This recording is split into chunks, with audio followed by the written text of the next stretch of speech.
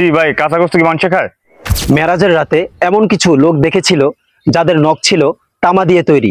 আরে ওই তো হাকিম ভাই। সত্যি আজকে ইব্রাহিম ভাইয়ের কারণে বুঝতে পারলাম এগুলো গীবত।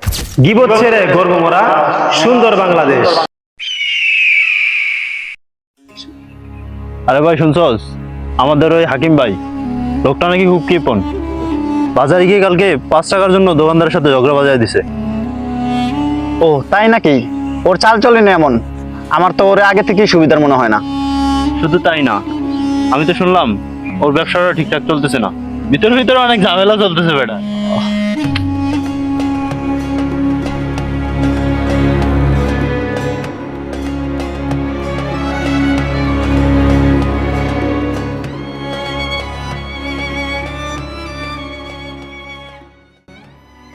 আসসালামু আলাইকুম ভাইয়েরা, কি নিয়ে এতক্ষণ পর্যন্ত এত হাসাহাসি হচ্ছিল?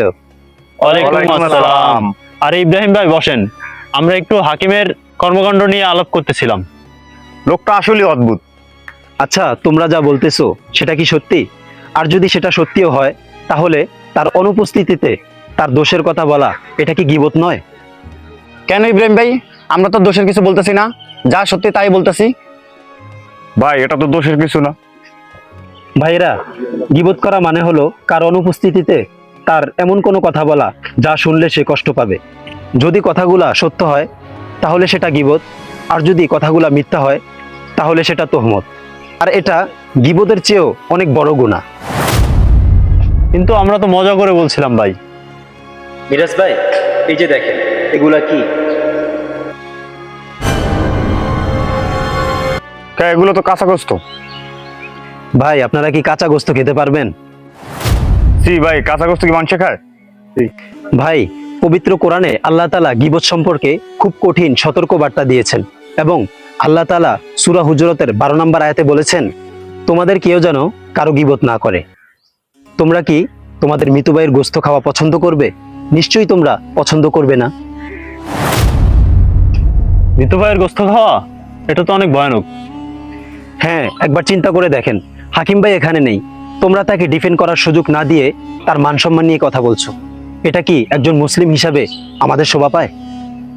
এবং রসুল সাল্লাল্লাহু আলাইহি সাল্লাম মেরাজের রাতে এমন কিছু লোক দেখেছিল যাদের নখ ছিল তামা দিয়ে তৈরি এবং তারা নিজেদের মুখ এবং বুক ক্ষতবিক্ষত করছিল।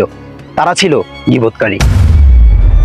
ভাই, আমরা তো এভাবে ভেবে দেখিনি। আসলে আমরা নিজের অজান্তেই অনেক বড় গুনাহ করে ফেলছি।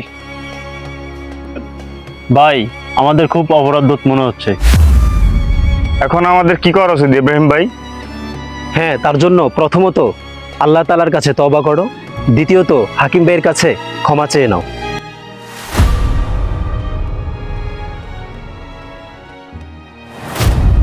আরে ওই তো হাকিম ভাই।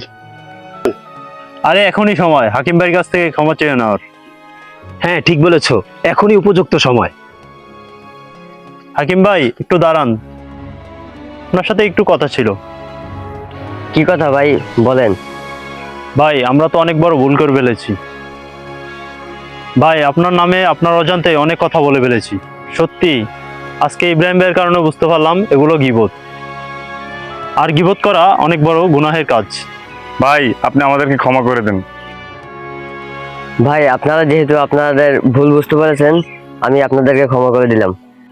প্রিয় ভাইজানেরা, এরপর থেকে তোমাদের সামনে কেউ গীবত করলে হয়তো তাকে থামিয়ে দাও, আর না হয় সেখান থেকে উঠে চলে আসো। ঠিক বলেছেন ভাই। জিভ দিয়ে আমরা কাউকে মারতে পারি না ঠিকই, কিন্তু কারো সম্মান 1 সেকেন্ডে ধুলোয় মিশিয়ে দিতে পারি আমরা।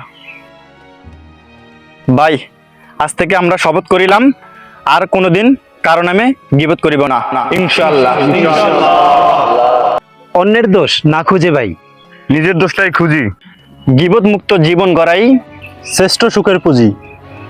পরনিন্দা বিষের মতো, আমল নামা শেষ, গীবত ছেড়ে গর্ব মোরা সুন্দর বাংলাদেশ।